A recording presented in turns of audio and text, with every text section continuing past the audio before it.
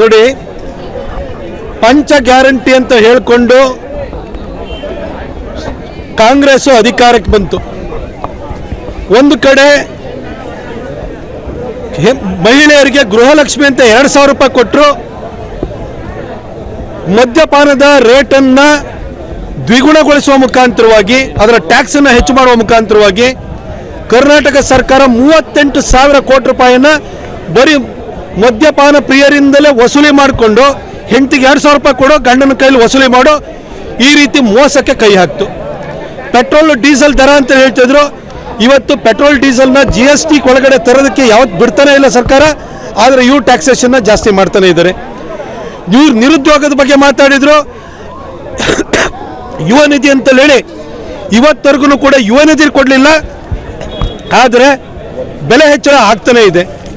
ಒಂದು ವಿದ್ಯುತ್ ವಿಚಾರಕ್ಕೆ ಬಂದಾಗ 200 ಯೂನಿಟ್ ಫ್ರೀಯಾಗಿ ಕೊಡ್ತೀವಿ ಅಂತ ಹೇಳಿದ್ರು. ಯೂನಿಟ್ಗೆ 3 ರೂಪಾಯಿ ಇದ್ದಿದ್ದನ್ನು ಇವತ್ತು 7.5 ರೂಪಾಯಿಗೆ ಮಾಡಿದ್ದಾರೆ. ಈ ಸರ್ಕಾರ ಬರೀ ಒಂದಷ್ಟು ಜನರ ಹತ್ರ ದರೋಡೆ ಮಾಡಿ ಇನ್ನೊಬ್ಬರಿಗೆ ಕೊಟ್ಟಂತ ನಾಟಕ ಆಡ್ತಾ ಇದೆ. ಅದ್ರ ಜೊತೆಗೆ ಈ ಶಕ್ತಿ ಯೋಜನೆ ಅಂತ ಅಂತಂದ್ರು, ಮಹಿಳೆಯರಿಗೆ ಫ್ರೀ ಅಂತಂದ್ರು. ಇವತ್ತು ಎಲ್ಲ KSRTCಯ ಎಲ್ಲ ವಿಂಗುಗಳು ಕೂಡ ಮುಚ್ಚಿ ಹೋಗುವಂಥ ಸ್ಥಿತಿಗಿದೆ. ಹಾಗಾಗಿ ನನ್ನ 3,500 ಕೋಟಿ ಪ್ರಾಫಿಟ್ ಬಂದಿದೆ ಅಂತ ಹೇಳ್ತಾರೆ. ಈಗ 15% ಅದರದ್ದು ಬಸ್ ಟಿಕೆಟ್ನ ದರವನ್ನು ಹೆಚ್ಚಳ ಮಾಡ್ತಾರೆ. 3,500 ಕೋಟಿ ಪ್ರಾಫಿಟ್ ಬಂದಾದಮೇಲೆ ದರ ಹೆಚ್ಚಳ ಮಾಡುವಂಥ ಅಗತ್ಯ ಎಲ್ಲಿದೆ? ಒಟ್ಟಾಗಿ ರಾಜ್ಯ ಸರ್ಕಾರ ಜನರನ್ನ ಲೂಟಿ ಮಾಡಿ ಒಂದೊಂದು ಜನಕ್ಕೆ ಕೊಡುವಂಥ ನಾಟಕ ಮಾಡಿಕೊಂಡು ತನ್ನ ರಾಜಕಾರಣ ಮಾಡ್ತಾ ಇದೆ. ಇವತ್ತು ಬ್ರ್ಯಾಂಡ್ ಬೆಂಗಳೂರು ಅಂತ ಹೇಳ್ಬಿಟ್ಟು ಊರಿಗೆಲ್ಲ ತಮಟೆ ಬಾರಿಸಿದ್ರು. ಇವತ್ತು ಬೆಂಗಳೂರಿನಲ್ಲಿ ಒಂದು ರಸ್ತೆ ಆದ್ರೂ ಕೂಡ ಸರಿ ಇದೆಯಾ ಅಂತ ನೀವು ನೋಡಿ. ಇಡೀ ಬೆಂಗಳೂರು ಅನ್ನೋದು ಒಂಥರ ನಾವೆಲ್ಲ ನಾಚಿಕೆ ಪಡೋ ರೀತಿಯಲ್ಲಿ ರಸ್ತೆಗಳು ಹಾಳಾಗಿದ್ದಾವೆ.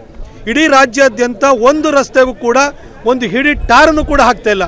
ಆದರೆ ಜಾತಿಗಳ ನಡುವೆ ತಂದು ಹಾಕುವಂಥದ್ದು, ಮುಸಲ್ಮಾನರನ್ನು ಓಲೈಸೋಕ್ಕೋಸ್ಕರ UAPA ಕೇಸ್ಗಳನ್ನ ವಾಪಸ್ ತೆಗೆದುಕೊಳ್ಳುವಂಥದ್ದು, KJHಳ್ಳಿ ಮತ್ತು DJಹಳ್ಳಿ ಪ್ರಕರಣಗಳನ್ನು ವಾಪಸ್ ತೆಗೆದುಕೊಳ್ಳೋದು, ಈ ರೀತಿ ಓಲೈಕೆ ರಾಜಕಾರಣವನ್ನು ಮಾಡಿಕೊಂಡು ವಿಷಯಾಂತರವನ್ನು ಮಾಡಿಕೊಂಡು ಕಾಲಹರಣ ಮಾಡ್ತಾಯಿದೆ.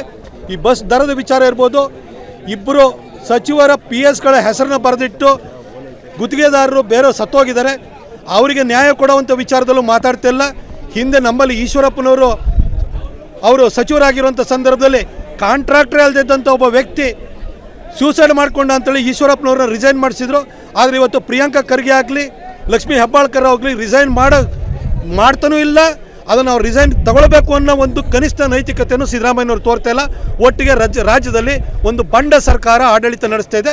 ಇದ್ರ ವಿರುದ್ಧ BJP ಪ್ರಬಲವಾಗಿ ಹೋರಾಟವನ್ನು ಮಾಡುತ್ತೆ. ಬಸ್ ದರದಿಂದ ಹಿಡಿದು ಪ್ರತಿಯೊಂದು ವಿಚಾರದ ಬಗ್ಗೆ ನಾವು ಹೋರಾಟ ಮಾಡ್ತೀವಿ.